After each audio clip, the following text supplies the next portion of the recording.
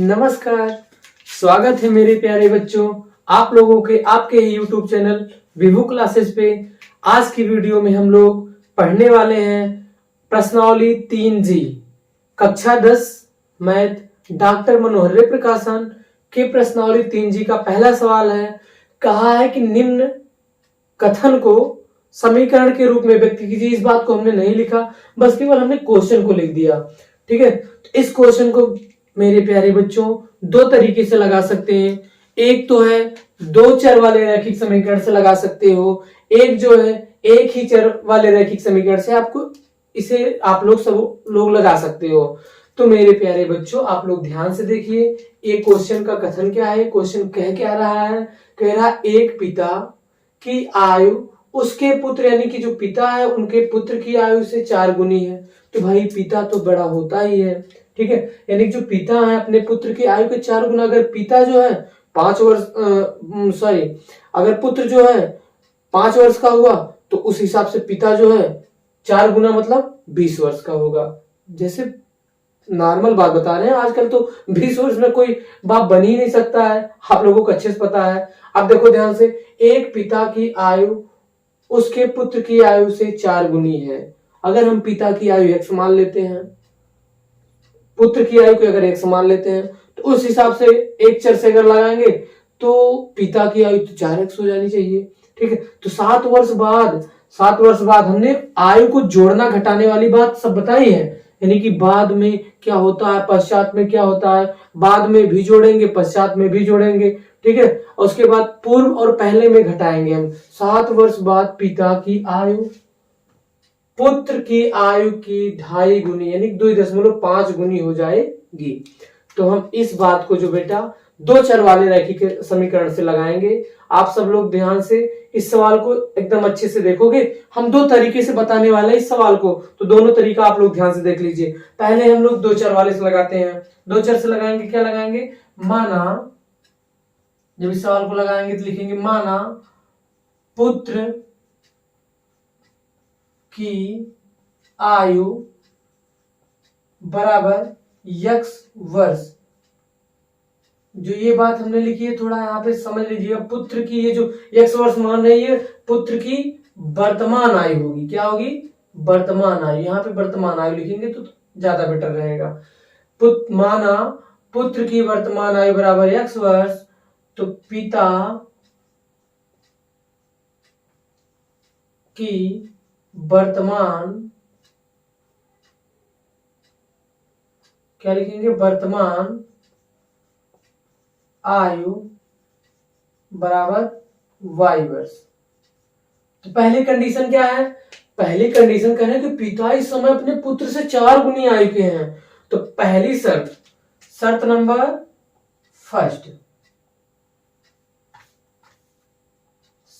शर्त number first, पहली शर्त यहां से यहां तक है, यहां से लेके यहां तक। एक पिता जो है उसके पुत्र की आयु का 4 गुनी है, तो पिता की आयु x बराबर तो x बराबर क्या हो जाएगा, ये x बराबर y, पुत्र की आयु के बराबर पिता की आयु तो कभी नहीं हो सकती। यानी देखो ये पुत्र की आयु है, ये पिता की आयु है, तो पुत्र की आयु कभी पिता की आयु के बराबर नहीं हो सकती है। आप लोगों को अच्छे से स्मरण है, क्योंकि पिता हमेशा पुत्र से बड़ा ही होता है, पिता पुत्र से हमेशा बड़ा ही होता है। तो ये समय पिता जो है अपने पुत्र से 4 गुना यह है, तो यहाँ बराबर का निशान लगा था। कथन सही है बिल्कुल ना, ये हमें कहा है, एक कहा मतलब है हमें पिता आयु बराबर पुत्र के आयु के बराबर। तो हमें पिता जब है 4 वर्ष तो 4 से गुणा पिता में नहीं करना, तो बहुत बड़े हो जाएंगे। तो x बराबर कितना हो जाएगा, 4y के।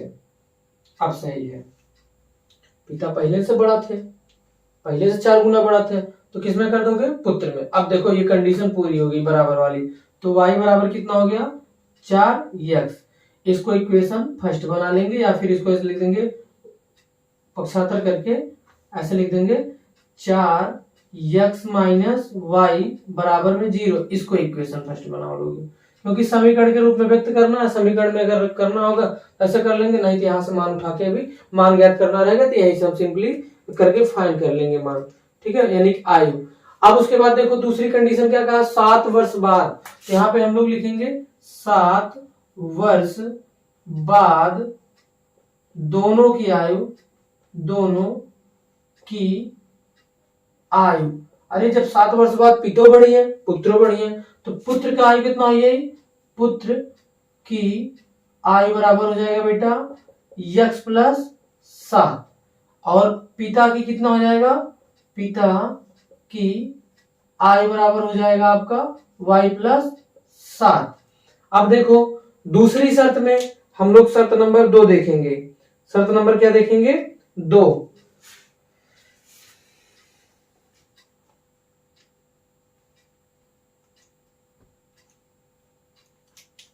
शर्त नंबर 2 देखेंगे।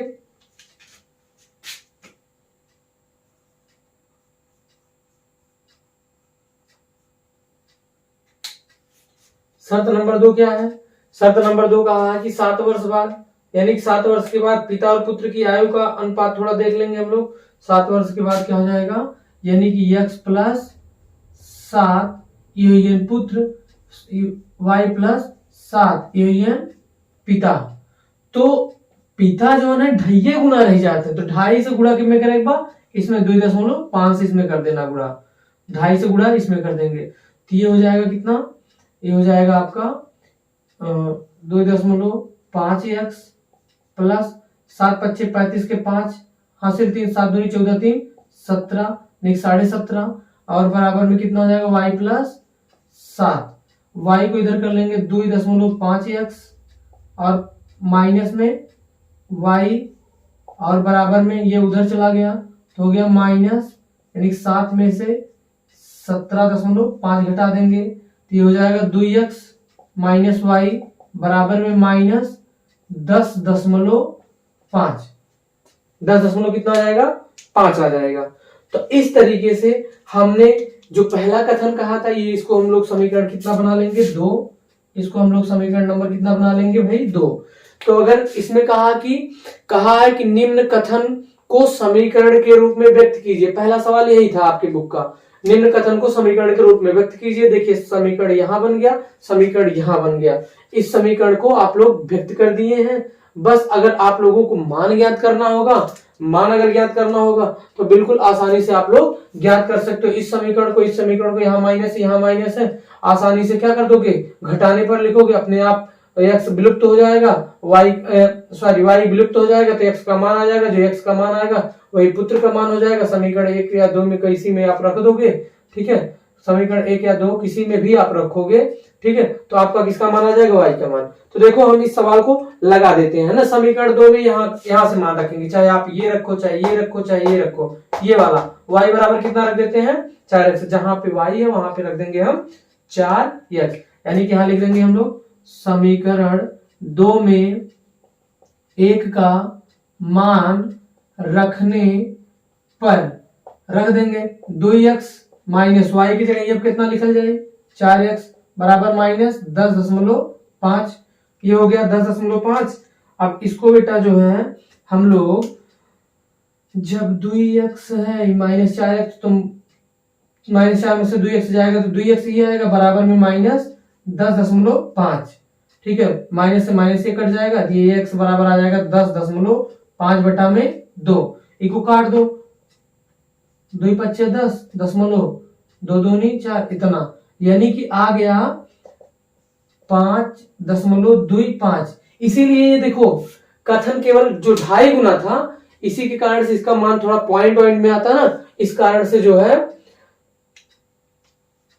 हाँ इस कारण से बेटा, इस कारण से इसका मान केवल कहा था समीकरण के रूप में व्यक्त कीजिए, पूरा सवाल सॉल्व करने के लिए नहीं कहा था। अब यही मान इसमें रख देंगे, हम इसमें रख देंगे, तो इसमें जब रखेंगे y समीकरण 1 में x का मान, तो y का मान आ जाएगा, यानी कि इसमें रख देंगे y, यानी कि पिता का मान आ जाएगा, यानी कि y बराबर में आ जाएगा 4 गुणे 5.25, 5 चौक 20, 4 दूनी 8, 2 10 के 0, हासिल 1, 4 5 20 से 21 वर्ष, 21 वर्ष के हो गए पिताजी। और देखिए हम पहले भी बताए थे आप लोगों से यही नहीं बोले थे कि अगर पुत्र जो होगा 5 वर्ष का होगा तो पिता उस हिसाब से 20 वर्ष का होगा। देखो वही तो आया, ये आ गया 5.25 वर्ष का हुआ तो ये पिता जो है वो 21 वर्ष के हो गए। ठीक है, इसी तरीके से हमारा ये जो पहला सवाल था, हमने कथन को केवल यहीं तक लगाना है, ये वाला समीकरण बना लेना और ये वाला समीकरण बना लेना। तो देखो भाई ये सवाल लग जाएगा। ठीक है, कथन आप लोग बनाएंगे, केवल कथन तक ही था, जितना बोलेगा क्वेश्चन में उतना ही आप लोग करिएगा। ठीक, अब देखते हैं हम लोग दूसरे सवाल की तरफ बढ़ते हैं। आप लोग इस सवाल का स्क्रीनशॉट ले लीजिए, उसके बाद फिर अगला सवाल लगाया जाएगा।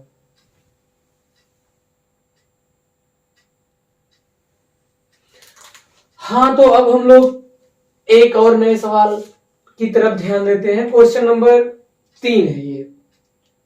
दूसरा सवाल तो बहुत आसान था, कर ले जाएंगे। भिन्न वाले सवाल को हम एक अलग वीडियो में लेके आएंगे। अभी हम लोग केवल संख्या वाले सवाल और आयु से रिलेटेड जितने भी सवाल हैं उस सब सवालों को हम लोग बारी बारी से करेंगे। भिन्न का सवाल तो बिल्कुल हम वीडियो बना के रख दिए हैं, वीडियो बना के हमारे जो यूट्यूब चैनल पे है, आप लोग उसको प्लेलिस्ट में जाके देख लीजिएगा। ठीक, और उसके बाद और भी वीडियो लेके आएंगे हम, जितने भी सवाल है एक्सरसाइज के यानी 3G के, सब सवाल को हम बारी बारी से करवाएंगे। बस केवल आप लोग थोड़ा इंतजार करिएगा। इंतजार क्या, मतलब हर एक सवाल को आएगा सिस्टम से। देखो, दो संख्याओं का योग 64 है। दो संख्याओं का योग क्या है? 64 है। तो माना पहली संख्या x, तुरंत माना पहली संख्या बराबर x, तो दूसरी संख्या बराबर हो जाएगी, दूसरी संख्या बराबर y। आप जितने भी सवाल, ये जो दो चर वाले सवाल हैं, एक चर से भी लगा सकते हो, कोई जरूरी नहीं। देखो हमने उस सवाल को बोला था कि हम उसको दो तरीके से बताएंगे, फिर जब एक वीडियो और लेके आएंगे तो उसको अलग तरीके से, जब एक चर वाला यानी कि चैप्टर नंबर 4 जब पढ़ाएंगे तो उस सवाल को जरूर हम बताएंगे। ठीक, माना पहली संख्या बराबर x, दूसरी संख्या बराबर y। तो देखो पहले शर्त में क्या बोला है, शर्त नंबर 1, शर्त नंबर फर्स्ट में बोल दिया है, कहा कि दो संख्याओं का योग, योग माने जोड़, 64 है, यानी कि दोनों संख्या का अगर जोड़ा जाए कितना, ये 64 x प्लस y बराबर में 64। इस समीकरण नंबर 1 पहली शर्त से। अब दूसरी शर्त में देख लेंगे हम लोग, शर्त नंबर 2। शर्त नंबर 2 में कहा उनमें से एक संख्या दूसरी संख्या का क्या गुनी है? 3 गुनी है। वहां में से एक संख्या जो बाटा दूसरी की संख्या 3 गुनी बा ना, 3 गुनी मतलब पहली की संख्या बराबर दूसरी की संख्या की तो ना है। कहा से कहा है कि उनमें से एक संख्या दूसरी संख्या का क्या गुनी है? 3 गुनी। 3 गुनी, गुनी माने गुड़ा, गुनी माने गुड़ा। एक संख्या जो होने की दूसरी की संख्या 3 गुनी, चाहे एक ही बना ले चाहे ओके बना लो, उससे मतलब ना है। ठीक है, इनमें कोनो जरूरी ना पहली की संख्या दूसरी की संख्या 2 गुनी, मैं एक संख्या कहे एक संख्या माने कोनो भी संख्या दूसरी की संख्या के गुनी हो सकता है। ठीक, एक का समीकरण नंबर कितना बना ले बेटा? 2। एक का कितना बना ला? 2। ठीक, आप देखा समीकरण 1 का मान 2 में रख दो, प्रतिस्थापन विधि लगा हुआ, विलोपन ना लगा हुआ, तो इसको क्या लिखोगे? समीकरण 1 में समीकरण 2 का मान रखने पर ले रख दो, जहां x हो वहां लिख दो 3y। समीकरण 1 ही है ना बा, x प्लस y बराबर में 64 यानी 64। ठीक, जहां बेटा लिखल हो का x वहां लिखा 3y, ये लिखा 3y और प्लस ही पहले से y और बराबर में आ गया 64। 3 1 4y, 4y बराबर 64 और फिर 4y बराबर 64, तो y बराबर 64/4। अब देखा 64/4 का 4 से 4 काट उठे, बिल्कुल गलत हुई है।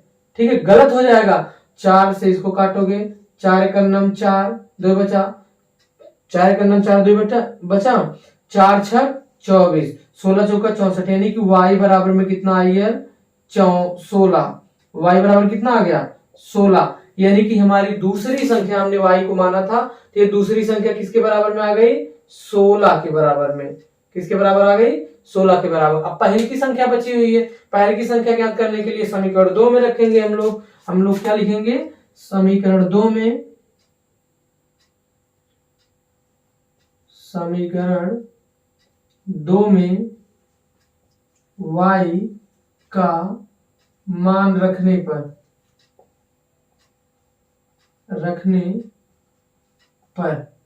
मान रख दीजिए।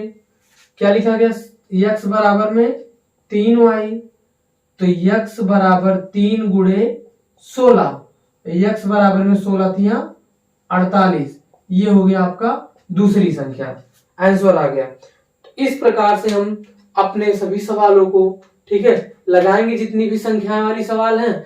तो बस आज तक की वीडियो में बस 2 ही सवाल, 2 सवाल प्रत्येक वीडियो में आप लोगों को पढ़ाया जाएगा, नहीं तो फिर आप लोग जान रहे हैं वीडियो ज्यादा लंबा हो जाएगा तो आप लोग पूरा वीडियो देखेंगे नहीं, इसलिए 2 सवाल को आप लोग जरूर पढ़ेंगे, पढ़ते रहिए, ठीक है। बेस्ट ऑफ लक मेरे प्यारे बच्चों, धन्यवाद।